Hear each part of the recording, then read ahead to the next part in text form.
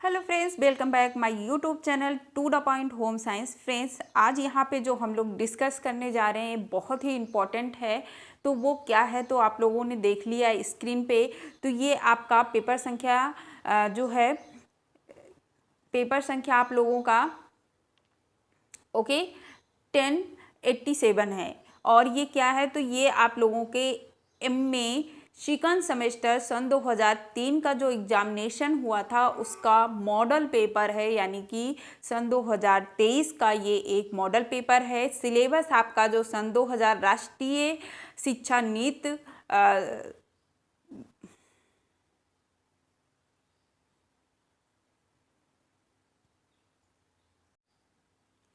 Hello friends, welcome back my YouTube channel to the point home science. Friends, आज यहाँ पे जो हम डिस्कस करने वाले हैं वो है हमारा, आप लोग बिल्कुल स्क्रीन पे देख सकते हैं, एमए सेकंड सेमेस्टर एग्जामिनेशन 2023 का जो क्वेश्चन पेपर है उसका हम लोग यहाँ पे डिस्कस करेंगे। 1087 नंबर आपका ये पेपर है ओके। और MA second semester home science का ये एग्जामिनेशन जो सन 2023 का पेपर है वो आपके सामने यहाँ पे आज मैं लेके आई हूँ, जो कि आपके सन 2020 का जो 2020 का जो राष्ट्रीय शिक्षा नीति थी उसके अनुसार जो सिलेबस है उस ये नया पेपर है ओके। तो आप लोग वीडियो को बिल्कुल स्किप मत करिएगा, ये आप लोगों के लिए बहुत ही ज़्यादा बेनिफिट होने वाला है ओके। तो यहाँ पे हम लोग पूरा डिस्कस करने वाले हैं पूरे व्याख्या के साथ। तो ये आपका जो है, अगर आप लोग चैनल पे नए हो तो प्लीज़ चैनल को सब्सक्राइब कर लीजिए, क्योंकि इसी तरह से चाहे आपका फर्स्ट सेकंड थर्ड या आपका फोर्थ सेमेस्टर हो, सभी के जो है यहाँ पे आपको सिलेबस मिल जाएंगे, आपको सभी टॉपिक मिल जाएंगे और साथ ही मॉडल पेपर भी मिलेंगे और साथ ही यहाँ पे आप लोगों को इम्पॉर्टेंट क्वेश्चन भी मिल जाएंगे। तो प्लीज़ चैनल को ज़रूर सब्सक्राइब करिएगा। तो चलिए हम लोग अपने टॉपिक को आगे बढ़ाते हैं। तो होम साइंस आप लोग समझ गए कि आप लोग का ये होम साइंस का पेपर है सेकंड सेमेस्टर का, जो कि जो है सेकंड पेपर है। क्या है तो ये सबसे ज़्यादा देखिए, मैंने फर्स्ट पेपर का सिलेबस और आप लोगों को मॉडल पेपर दे दिया है, उसमें एक दो टॉपिक भी मैंने कवर कर दिया है। तो अगर आप लोगों ने फर्स्ट पेपर नहीं देखा है तो उसको ज़रूर देख लीजिएगा आप लोग ओके। तो फर्स्ट पेपर यहाँ पे आप लोग ज़रूर देख लीजिएगा। और ये सेकंड पेपर है आपका, क्या है तो ये आपका पेपर सेकंड है ओके। सेकंड सेमेस्टर का सेकंड पेपर है, जो कि आपका क्या है, पेपर का नाम तो स्टैटिक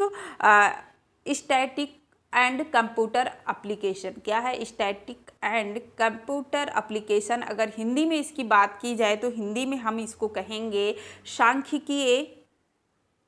क्या कहेंगे इसको तो सांख्यिकीय और कंप्यूटर, ठीक है, कंप्यूटर अनुप्रयोग।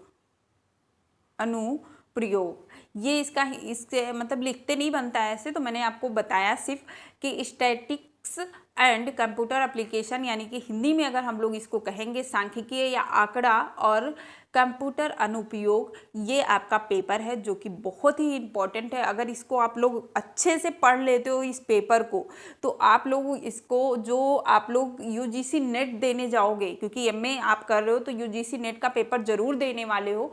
तो अगर यूजीसी नेट का पेपर जो होता है उसमें फर्स्ट पेपर में फर्स्ट के लिए बहुत ही ज़्यादा इम्पॉर्टेंट है। आप लोग कोई भी फर्स्ट यूजीसी नेट का कोई भी आप फर्स्ट पेपर उठा के देखिए, ये सारे क्वेश्चन आपको मिलने वाले हैं। तो बहुत ही अच्छा पेपर है आपका ये, तो ये बहुत ही इम्पॉर्टेंट है। हम लोग जब पढ़ते थे तब ये नहीं था, बिल्कुल नहीं था। अभी के लिए तो बहुत अच्छा हो गया है ओके, अभी के लिए तो ये बहुत अच्छा हो गया है। तो देखिए, चलिए ये तो आपके नॉलेज की बात हो गई। और अगर हम लोग बात करें कि इसमें हमें समय कितना मिलेगा, तो आपको सिर्फ 2 घंटे का समय मिलने वाला है।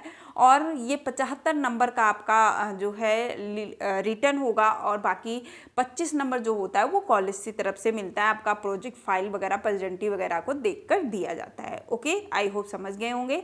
अब हम लोग देखेंगे सबसे पहले सभी प्रश्नों के उत्तर निर्देशानुसार देना है, यानी कि section A, section B, section C, 3 section यहाँ पे है, यानी कि शॉर्ट, वेरी शॉर्ट और लॉन्ग क्वेश्चन के यहाँ पे दिया गया है। तो सबके जो है निर्देश जो है ये आपको हर इसमें मिल जाएगा। तो सबसे पहले हम लोग सेक्शन ए देखेंगे, जिसमें कि दिया गया सभी प्रश्नों के उत्तर दीजिए। प्रत्येक प्रश्न का उत्तर लगभग 50 शब्दों में देना है और एक प्रश्न आपका 3 नंबर का है, तो 10 प्रश्न आपको करना है, आपको 30 नंबर मिलने वाले हैं। ओके, तो चलिए सबसे पहला तथ्यों के वर्गीकरण की परिभाषा देना है आपको। देखिए इसमें मैं आप लोगों को आंसर नहीं बता रही हूँ, अगर आप लोग को आंसर चाहिए तो आप लोग कमेंट कर दीजिएगा, मैं पूरा आंसर दे दूंगी।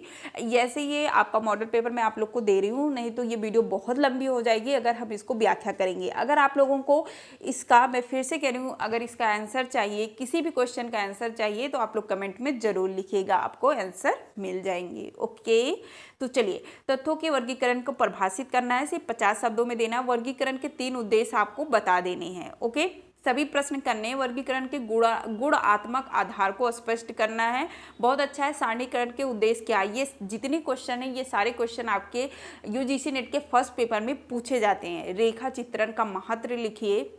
शोध परिकल्पना क्या है, उसमें आप लोग शोध पढ़ोगे, परिकल्पना पढ़ोगे, चरण पढ़ोगे, ये सारी चीजें आपको यूजीसी नेट के पेपर में मिलता है। मध्यमान क्या है, ओके। उसके बाद टी टेस्ट क्या होता है, जेड परीक्षण क्या है, बहुत इजी प्रश्न है, बस आप लोग जो है बहुत अच्छा है। शोध प्रस्ताव क्या है, जब हम लोग कोई शोध करने जाते हैं तो हम लोग एक प्रस्ताव लिखते हैं, ठीक है, कि हम किस पे शोध करने जा रहे हैं और किससे रिलेटिव है, तो जो ये प्रस्ताव, उसी को प्रस्ताव कहा जाता है। जैसे कि आपके संविधान में आप लोगों ने देखा है कि हमारे संविधान में शोध एक प्रस्तावना दिया गया है, ठीक उसी तरह शोध का भी प्रस्तावना होता है।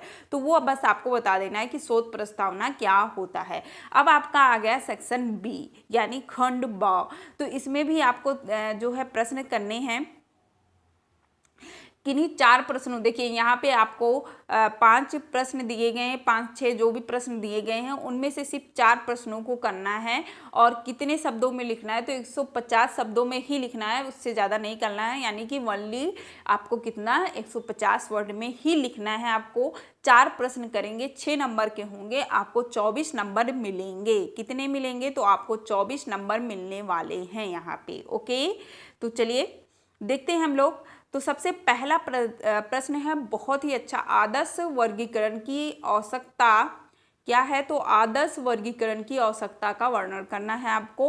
ओके, एक जो है दूसरा है सारणीकरण के बहुत अच्छा, सारणी के प्रकार का वर्णन कीजिए। बहुत अच्छा, ये तो हम लोगों ने, ये आप लोगों के होम साइंस में ऐड कर दिया गया, बहुत अच्छा है। हम लोग तो साइकोलॉजी पढ़े थे तो उसमें ये सारा चीज़ ऐड हुआ था, साइकोलॉजी और एजुकेशन में ये सारी चीज़ आते थे, होम साइंस में नहीं था, लेकिन इस बार इन्होंने ऐड करके बहुत अच्छा किया है। तो मैं बार बार कहूँगी आपका ये जो है पेपर बहुत अच्छा है, बहुत इंपॉर्टेंट है। अगर आप लोग पढ़ लिए, हम हर वीडियो में ये कहते हैं कि एमए का सिलेबस यानी सन 2020 का जो ये राष्ट्रीय नीति के अनुसार जो सिलेबस आया है इतना अच्छा है। अगर हर बच्चा इसको मन लगा के पढ़ ले तो उसे नेट की तैयारी करने की ज़रूरत ही नहीं पड़ेगी, इतना अच्छा सिलेबस है। ओके, तो सारणीय के प्रकार का वर्णन करना है। सेकंड क्वेश्चन जो है आपका थर्ड क्वेश्चन है। ये थर्ड क्वेश्चन में आपसे क्या कहा, स्तंभ रेखा चित्र से आप क्या समझते हैं, आपको बताना है। स्तंभ रेखा चित्र जो होता है, जो हम लोग एक ग्राफ बनाते हैं, ऐसे बनाते नहीं है,